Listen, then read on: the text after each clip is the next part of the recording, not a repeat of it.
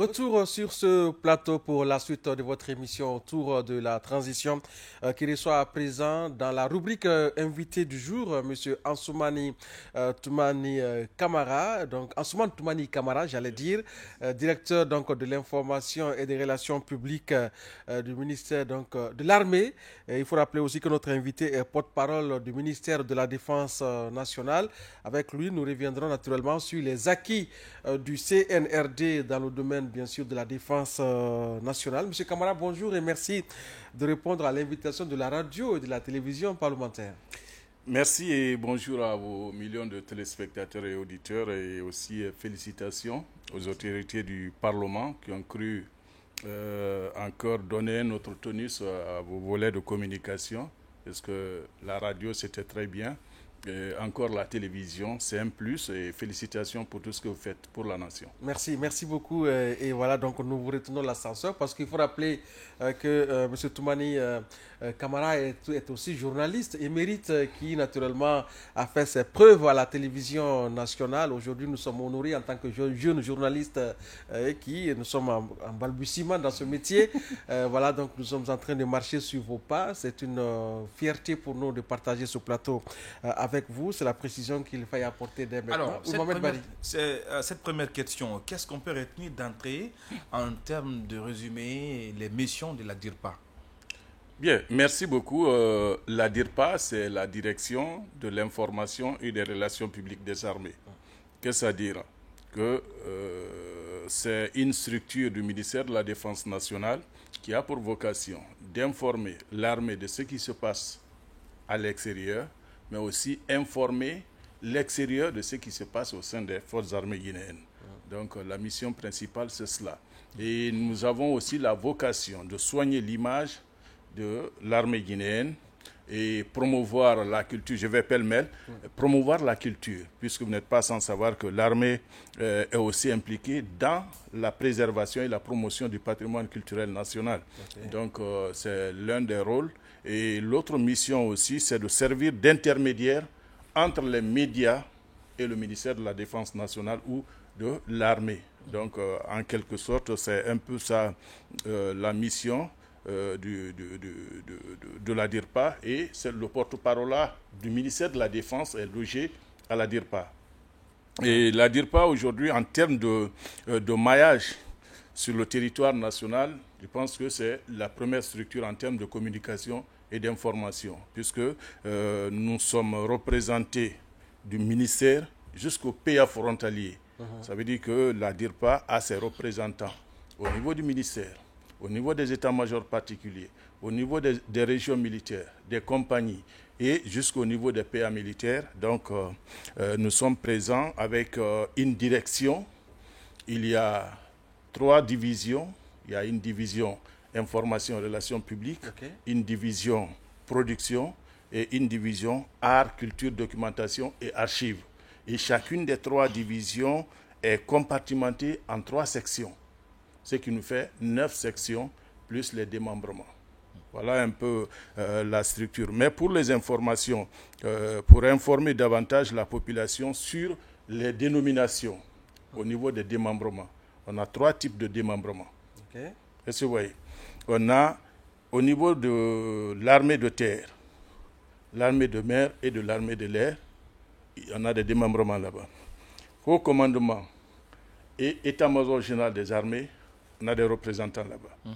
Donc, ceux qui sont les démembrements de la DIRPA qui sont à ce niveau-là sont appelés les SIRPA, les services d'information et des relations publiques des armées. Et qui interagissent avec la DIRPA, qui est la structure fêtière. Oui, les démembrements-là sont proposés au ministre par le directeur de la DIRPA, okay, et par arrêté, ils sont nommés, ils sont déployés. L'équipe qui est aujourd'hui au haut commandement de la gendarmerie, c'est un arrêté du ministre qui a nommé ces différents journalistes, techniciens, monteurs, caméramans, photographes, et ainsi de suite. Au niveau de l'état-major général des armées, c'est également la même situation. Au niveau des régions militaires, les représentants de la DIRPA au niveau des régions militaires sont appelés les antennes régionales de la DIRPA. Et si nous quittons là-bas, nous partons vers les compagnies, les bases navales et autres, les représentants de la DIRPA sont appelés les correspondants de la presse militaire. Donc, les 3 représentants, il y a les SIRPA au niveau des états-majors, à la gendarmerie, les antennes régionales au niveau des régions militaires et les correspondants de la presse militaire au niveau des compagnies équivalentes. Voilà un peu les bataillons ainsi de suite. Peut-être question de curiosité, quand on est journaliste venu de la RTG et qu'on se retrouve dans un monde assez stratégique, l'armée quand même c'est une entité stratégique. Qu'on appelle parfois la grande miette. Comment se fait, on va dire, l'immersion pour épouser le milieu et pouvoir avoir le comportement qu'exige naturellement ce milieu-là? Bien, je pense que moi, à mon niveau, le travail n'a pas été difficile. Et, quand vous regardez l'armée dehors et quand vous êtes au sein de l'armée, vous vous rendez compte que c'est un monde merveilleux. Un monde sympa et un monde aussi très bien organisé, structuré. Et je pense que quand vous quittez les médias publics pour venir là-bas, la transition n'est pas si difficile dans la mesure où les travailleurs des services de médias publics savent ce qu'ils doivent faire. L'intérêt national est connu. L'intégrité, c'est encore l'une des qualités dans les médias publics. Donc le travail est si facile et qu'on arrive vraiment à s'adapter en fonction des prérogatives définies pour la DIRPA et pour le directeur général. L'essentiel, c'est d'évoluer en fonction des balises qui sont mises pour Effectivement, tout à fait. Alors, on va revenir notamment sur les acquis du CNRD, parce qu'il faut rappeler quand même qu'il n'y a pas mieux placé que vous de parler notamment les principales réformes structurelles initiées par le CNRD depuis au sein de l'armée, depuis la prise des responsabilités de l'armée guinéenne sous la clairvoyance du président général Mamadi Doumbouya. Qu'est-ce qu'il faut retenir également de ces réformes structurelles initiées au sein de l'armée guinéenne? Bien, je pense qu'aujourd'hui, sans modestie, le département de la défense nationale est parmi les départements qui ont eu beaucoup plus d'atouts, beaucoup plus de regards de la part du CNRD depuis le 5 septembre 2021 jusqu'à date. Vous avez parlé de réformes. L'une des meilleures choses ou l'une des meilleures actions instaurées ou opérées au sein de l'armée, ce sont les réformes. La toute première activité a consisté à donner ou à structurer le ministère de la Défense en fonction des besoins actuels de défense à travers le monde. Donc, il y a eu ce travail qui a été fait et le président l'a entériné par un décret le 7 août 2023 qui a donné une nouvelle configuration au ministère de la Défense nationale. Et après cette réforme du ministère de la Défense nationale, tous les départements, que ce soit des services rattachés, des services d'appui ou les directions, ainsi de suite, chacune de ces structures a travaillé avec le comité sectoriel de sécurité. C'est cette structure, c'est ce comité qui est chargé d'élaborer les textes au niveau du ministère de la Défense nationale. Toutes les directions sont passées en fonction des nouvelles orientations données au ministère de la Défense, l'adapter au contexte actuel. Et cela a fait, ce travail a été fait, ce qui nous amène autour de plus de 60 textes réglementaires qui ont été élaborés et qui nous permet environ 34 décrets qui ont été travaillés, élaborés et adaptés aux réalités actuelles en termes de sécurité, en termes de défense. Donc, toutes ces structures, toutes ces directions sont aujourd'hui avec de nouvelles structures. Le président a fait le décret pour la défense nationale. Le ministre de la Défense nationale, à son tour, a pris des arrêtés pour chaque structure en fonction des nouvelles orientations données. Bien. Très bien. Oui, en termes de formation, parce qu'on sait que le défi aussi se posait dans un passé très récent, est-ce qu'il y a eu des mécanismes qui ont été, on va dire, utilisés pour pouvoir améliorer, renforcer les capacités, on va dire, de formation des hommes en uniforme? Bien sûr. Vous savez, dans toute entité, pour qu'une entité soit performante, il faut des ressources humaines performantes. La formation est prioritaire au niveau du ministère de la Défense nationale. C'est pourquoi je vous fais une révélation.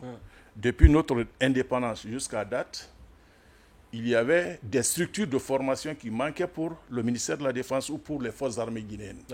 Il a fallu attendre l'arrivée du CNRD pour mettre ces structures de formation en place. Il y a 4 écoles. Il y a 4 écoles. L'école d'état-major de Guinée.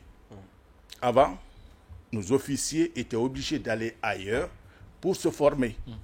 Il a fallu attendre le CNRD pour mettre cette école qui aujourd'hui fonctionne avec sa 4e promotion.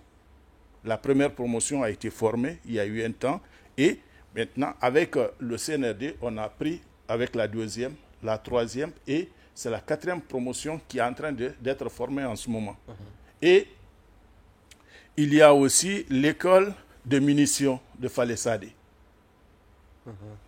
Une école à vocation de former les militaires sur les munitions, sur les armes. Il fallait partir ailleurs pour le faire. Et aujourd'hui, nos officiers ou nos soldats sont formés sur place. On n'a plus besoin d'aller ailleurs. La 3e école, c'est l'école de la gendarmerie, des officiers de la gendarmerie. Bien. Et à date, ces écoles-là fonctionnent et donnent vraiment des formations de qualité. Et la plus grande innovation, c'est au niveau du Prytanée, que nous appelons l'école préparatoire technique. C'est le terme normal, mais le nom connu, c'est le Prytanée.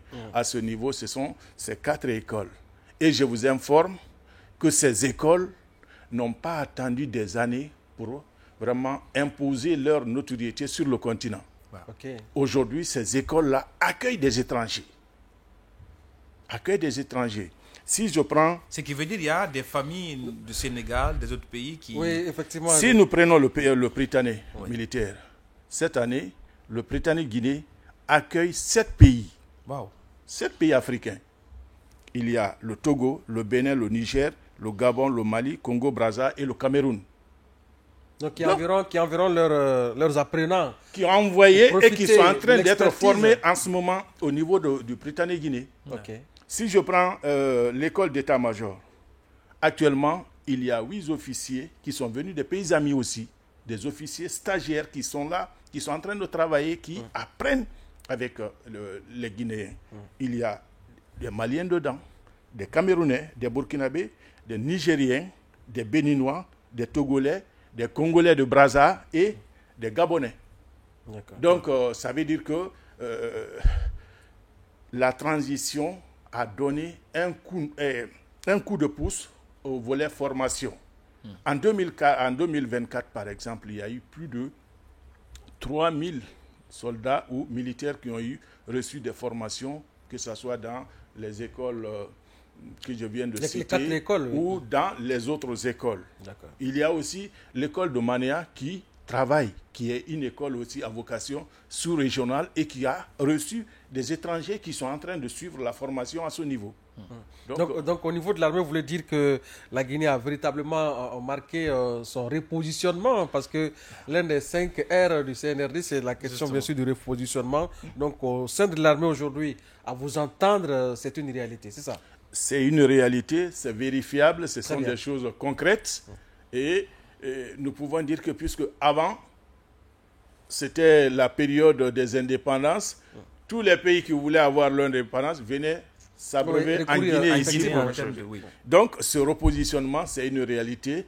Hier, on recevait les autres.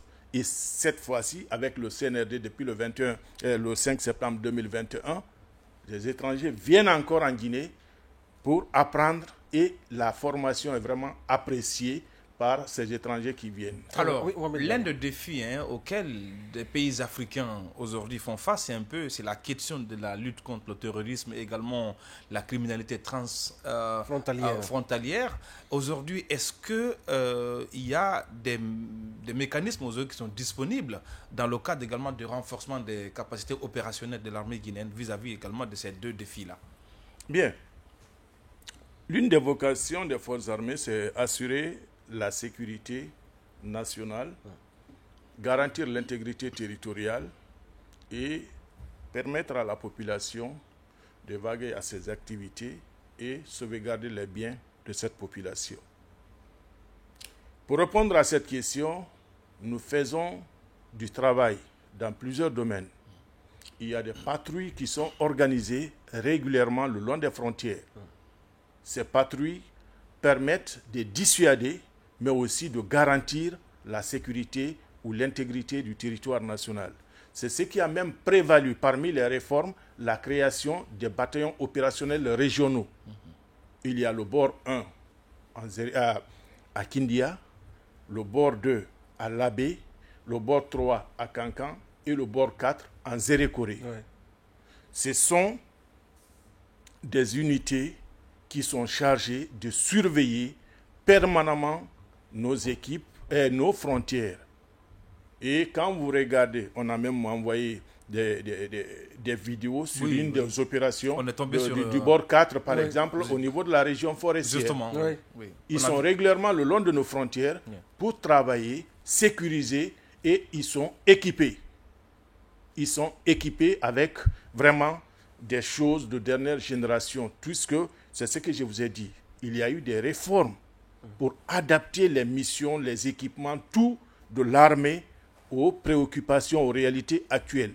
Ces bords sont équipés d'un personnel compétent, avec des équipements adéquats pour vraiment sécuriser le long de nos frontières et faire ce travail dans les règles de l'art. Oui, et sur la question du terrorisme, parce que là, qu'est-ce qui est fait en termes de renforcement de capacité? Et surtout à ce niveau, Non, à ce niveau, il faut rappeler quand même que le terrorisme, quand même, c'est une question, c'est une, on va dire, réalité asymétrique. On ne peut pas de façon... Voilà. À ce niveau, oui. eux, ils font le travail. Ils font un travail transversal. La sécurisation des frontières comprend beaucoup de paramètres. Beaucoup de paramètres.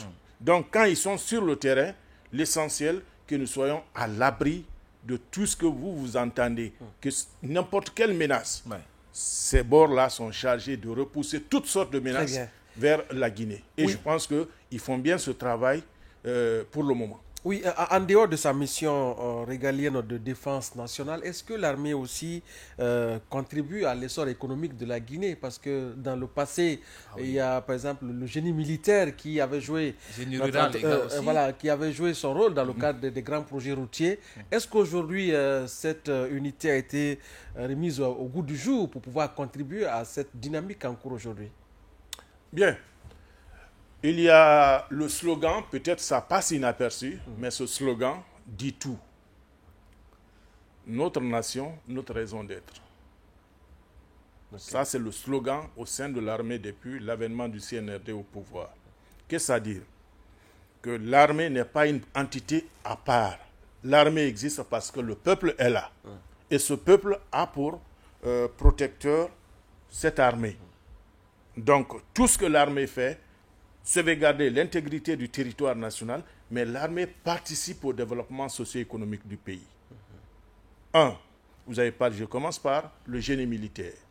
Vous savez, actuellement, le défi majeur de tous les pays africains, c'est le problème d'infrastructure. Les infrastructures routières, l'habitat, ainsi de suite. Le génie militaire a été formé, puisqu'il y a eu tout d'abord un recrutement pour prendre des spécialistes, des ingénieurs de ponts et chaussées, des ingénieurs de bâtiments, des ingénieurs d'électricité, des jeunes qui sont sortis dans nos universités, qui ont été recrutés et formés, et ils portent aujourd'hui la tenue. Ces jeunes sont au niveau du génie militaire.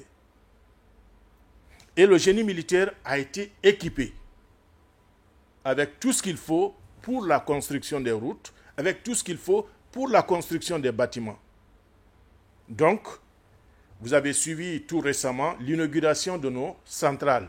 Il y a une centrale d'arrobage au niveau de Tabili. Tabili. Et cette centrale est unique pour le moment en Guinée. C'est la centrale mobile. Vous savez, qui est spécialisée dans la construction du goudron. En termes simples, c'est le goudron. Et cette centrale peut être prise, déplacée, envoyée à Kindia, l'installer là-bas pour faire la route à Kindia, après la déplacer, envoyer ailleurs. Par contre, les autres sont fixes, ce sont des centrales qui sont sur place. Il y a une centrale de concassage au niveau de Kouria. C'est cette centrale-là qui fournit les matières premières pour les granites, et ainsi de suite, les différentes dimensions de granit, et qui permettent vraiment d'alimenter la centrale. Qu'est-ce que nous voulons? Nous souhaiterions que l'armée participe à la construction des routes, puisqu'on se rend compte que nos routes sont surfacturées. Deuxièmement, ces routes, quel est l'autre problème? C'est qu'il y a une dégradation prématurée de ces routes. Alors, le contribuable n'est pas satisfait du travail, mais quiconque connaît, celui qui connaît l'intégrité, la rigueur au sein de l'armée, si nous confions une route à l'armée, le travail sera bien fait et avec de la qualité. L'armée a déjà fait ses premiers pas ou ses premiers exemples en Guinée. Si vous prenez la route Mamou-Farana, c'est une route qui n'existait pas à l'indépendance. Ah oui. Elle n'existait pas. C'est l'armée qui a ouvert cette route. Ça, c'est une bonne Et à précision. Conakry, ici, il y a des voiries, par exemple, qui ont été construites par l'armée guinéenne. Donc, l'armée revient, comme vous l'avez dit, c'est un repositionnement. Nous revenons pour participer au développement socio-économique du pays. Ça, c'est dans le domaine du génie militaire. Okay. Alors, l'autre participation, l'agriculture. L'armée participe dans l'agriculture. Ah oui, on se rappelle. En 2024, nous avons fait 550 hectares de riz récoltés et mis à la disposition de la population. Wow. Ce sont des militaires, des jeunes qui ont été formés, des ingénieurs agronomes, ainsi de suite, qui sont au niveau de cette direction et qui travaillent dans les champs, labourent et donnent vraiment quelque chose pour que nous puissions participer à l'autosuffisance alimentaire. Ça, c'est un aspect vraiment qui est là aujourd'hui et qui donne satisfaction. L'armée également participe à ce que nous appelons la préservation de la santé de la population. Quand vous faites le calcul, on vous donne les résultats, le taux de fréquentation des structures sanitaires des armées, la population civile dépasse celle militaire.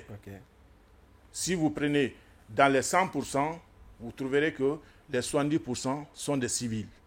Et la qualité y est, puisque ce sont des élites qui sont formées, qui sont au niveau de la santé militaire. Non, je vous donne juste un exemple. Quand il y a eu incendie au dépôt du carburant, la plupart des grandes structures de Conakry ont reçu des blessés. Mais la consigne de l'autorité, c'était quoi? 0 mort ici. Et on n'a enregistré aucun cas de décès. La gravité des brûlures ou des blessés, personne n'a rendu l'âme au sein des structures de santé de l'armée, puisque, un, ils sont compétents. Deuxièmement, le matériel est là. Nous avons le matériel adéquat qu'il faut. Et nous organisons aussi des campagnes gratuites pour la population. L'année dernière, il y a eu au moins 2 campagnes d'opérations en ophtalmologie. Effectivement, oui, on a vu ça à l'intérieur du pays. Gratuit. C'était vraiment intéressant. À vous entendre, quand même, l'armée guinéenne est sur beaucoup de fronts, que ce soit la défense de la patrie, mais aussi l'investissement de l'armée dans la question du développement. Alors aujourd'hui, est-ce qu'il y a des mesures prises également par les autorités dans le cadre également de l'amélioration des conditions de vie? Je parle bien de l'armée, je parle bien en termes de logement, en termes de bien-être social, pour notamment les militaires, pourquoi pas les familles. Ça aussi, ça a été l'une des questions face à laquelle les régimes précédents en Guinée n'ont pas pu trouver la solution. Oui, il y avait un défi à ce niveau. Oui. Bien. Sur ce plan, il y a beaucoup de choses qui ont été faites. Je prends d'abord les uniformes. À la prise du pouvoir, Vraiment? Ah oui. à la prise du pouvoir par le CNRD, les uniformes étaient disparates. Chacun s'habillait en fonction de ses moyens. De ses moyens. Pour une armée nationale, quand même, c'était un peu compliqué. Je ne dirais pas que c'est une honte, mais c'était encore une défaillance. Une des premières des choses, c'était d'avoir des uniformes pour l'armée guinéenne. Aujourd'hui, l'armée est en uniforme. Avant, chaque soldat ou chaque militaire achetait ses tenues. À date, c'est vérifiable. Vous ne trouverez pas ce militaire qui ne te dira pas « Oui, j'ai au moins 3 tenues, 4 tenues en réserve. Wow. Gratuitement, avec tous les accessoires. » Et la révélation, c'est quoi? Ces tenues ne sont ni importées, elles sont toutes cousues ici par les militaires et des civils. Le président de la République a dynamisé cette usine, l'usine militaire de Conakry qui est au camp Al-Faya, qui fait la tenue pour tous les corps militaires. Vous avez suivi la parade militaire du 2 octobre. Ouais. Toutes ces tenues, aucune tenue n'est venue de l'extérieur. Toutes ont été confectionnées par l'armée guinéenne. Donc, aujourd'hui, personne n'a le souci pour avoir de tenue ou quoi que ce soit. Donc, les dotations sont régulières.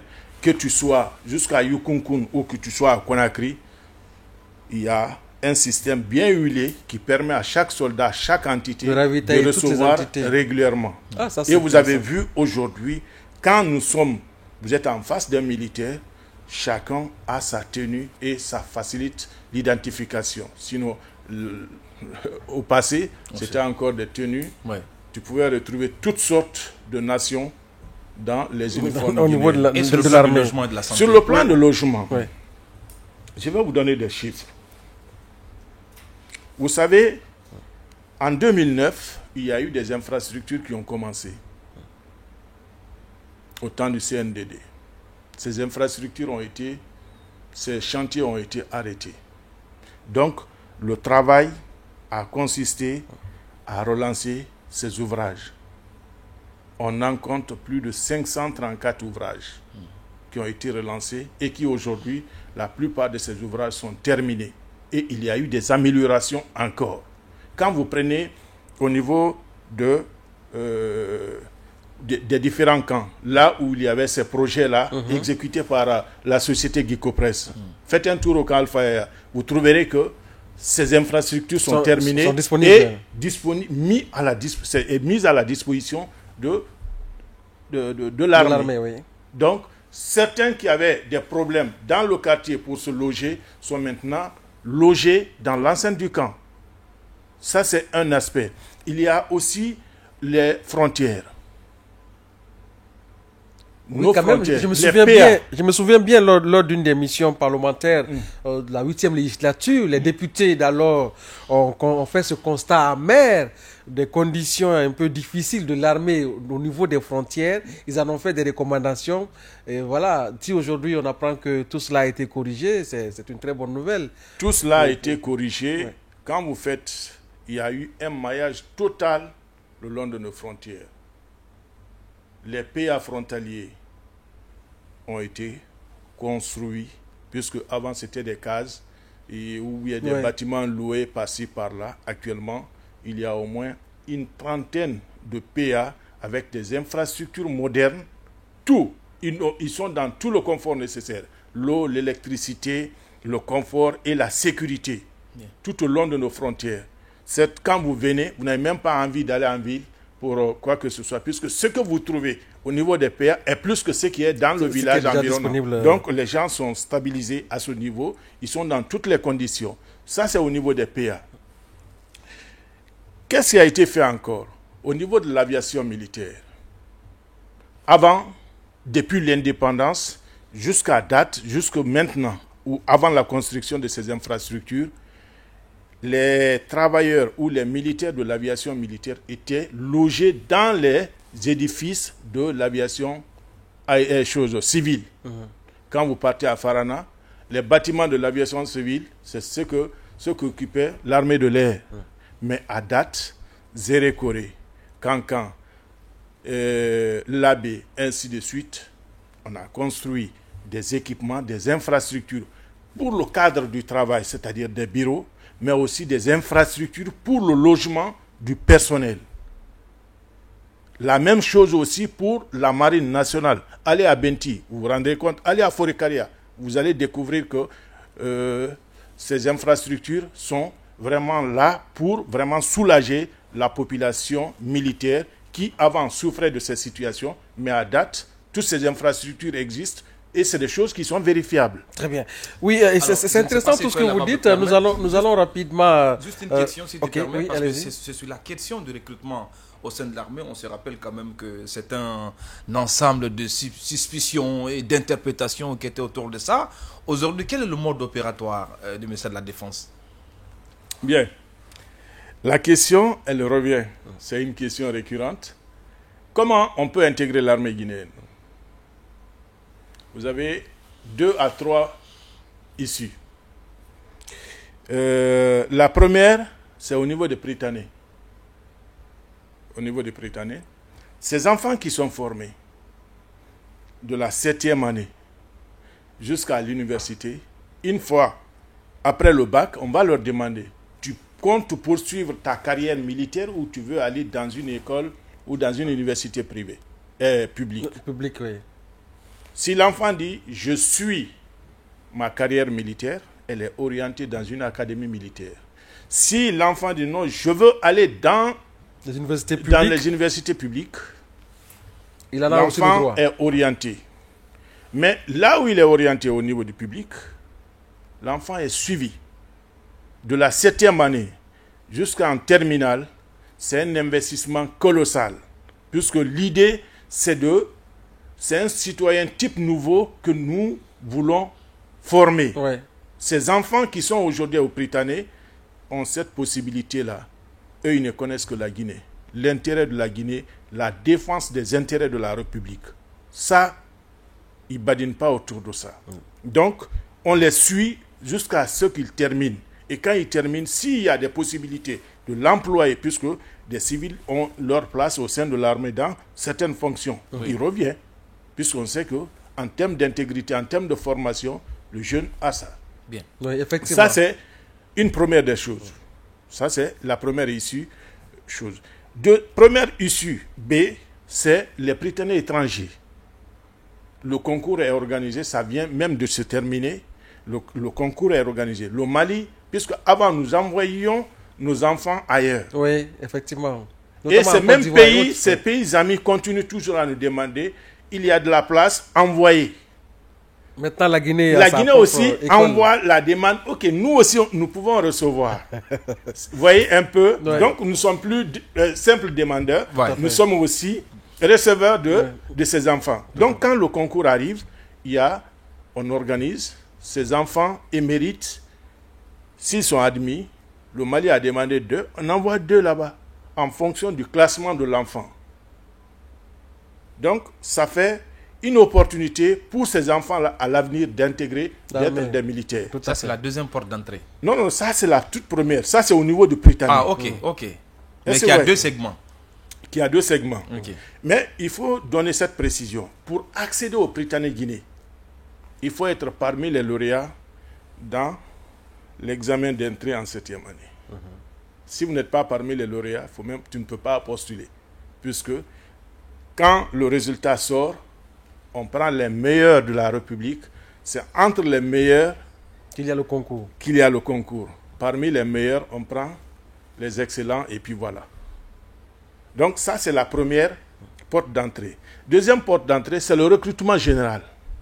L'armée lance des recrutements généraux et le communiqué est passé. Ouais. Vous déposez votre dossier. Si c'est conforme, il y a un examen de santé. Si votre santé répond, vous êtes pris.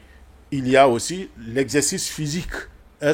Puisque la matière première dans l'armée, c'est le physique d'abord, la santé. Tout à fait. Donc, si ça répond, vous intégrez, vous êtes pris et on vous envoie dans les centres d'instruction pour votre formation. Ça, c'est la deuxième porte d'entrée. La troisième porte d'entrée, ce sont des cours d'officiers. Il y a des écoles, des cours d'officiers qui sont organisés, des concours pour intégrer les écoles supérieures. Vous êtes civil, vous avez la chance de faire ce concours. Une fois rentré, on vous envoie dans les académies, ou soit à l'EMIA, ou soit à l'extérieur. Vous suivez une formation supérieure et quand vous revenez, vous êtes officier. Vous n'êtes plus soldat, mais vous êtes officier. Et il y a aussi la formation que l'armée de l'air organise tout récemment. Il y a eu un concours psychotechnique pour les pilotes et le personnel navigant. Ce travail est fait régulièrement et en fonction des besoins, puisque chaque année, il y a le personnel qui va à la retraite. Et on essaye de compenser la place laissée par les partants. Donc voilà un peu comment on est un peu bousculé par le temps, malheureusement. Et on aura d'autres occasions naturellement pour poursuivre ce débat, mais on ne saurait clore cette émission sans aborder sur d'autres aspects. C'est une question en deux. D'abord, celle relative à la formation des... On a beaucoup de nos confrères aujourd'hui, des journalistes et autres, qui sont en formation, donc les nouveaux fonctionnaires de l'État qui suivent cette formation. Et sur la relation civilo-militaire, est-ce que ça a évolué? Est-ce qu'aujourd'hui, ce rapport-là a changé? Bien, le rapport, les visages ont changé avec le service militaire obligatoire pour les nouveaux fonctionnaires. Oui. Et je vous informe qu'il y a beaucoup de ces fonctionnaires qui aujourd'hui ont fait la demande d'intégrer l'armée juste après leur formation. Ah bon? Et beaucoup disent, oui, c'est bien pour nous. Avant, il y a des pères de famille qui vous disent, avant j'avais du mal à gérer ma famille. Après ma formation, après mon passage au camp, je sais comment gérer. Ouais. J'avais du mal à m'intégrer. Aujourd'hui, je considère tout le monde comme étant des frères et sœurs. Donc, l'objectif est atteint. L'intégrité, la préservation du bien public, c'est aussi un autre défi. Et c'est ce qu'on enseigne là-bas. Et avec tout ce que je viens de vous dire sur le travail, sur le plan alimentaire, l'armée aujourd'hui a fait le meilleur pain de la République. Parfois je m'approvisionne du côté de Kansamori. Mais on y fera un tour. C'est extraordinaire. On fait le meilleur pain et à bon prix. Ouais. C'est encore un volet qui nous permet de nous rapprocher de la population. Oui. Et dans le domaine culturel, on a ressuscité aussi nos orchestres. L'armée a son orchestre. Il y a le Super Boiro Band. Il y a les ballets des armées pour les percussions. Tout ce qui est là. Il y a les Amazones. Et au niveau de la police, il y a les aigles de la police. Donc nous participons à la promotion et à la sauvegarde du patrimoine culturel national. Sur le plan religieux, l'armée n'est pas en reste. Nous avons aujourd'hui des imams qui font le tour des mosquées pour les sermons du vendredi. Wow. Des corabiers. La même chose aussi pour l'église. Donc pour dire que à date, l'armée est présente dans tous les segments du développement national, puisque on tient toujours à ce slogan, notre nation, notre raison d'être. Ouais. Que la population sache que l'armée n'est pas une entité contre elle, mais c'est une entité qui est à ses services. Tout à fait. Tout ce que nous faisons, c'est pour répondre aux besoins de cette population. En aucun cas, nous servirons d'éléments contre cette population. Bien. Très bien. En tout cas, je termine par cette phrase, c'est de dire merci.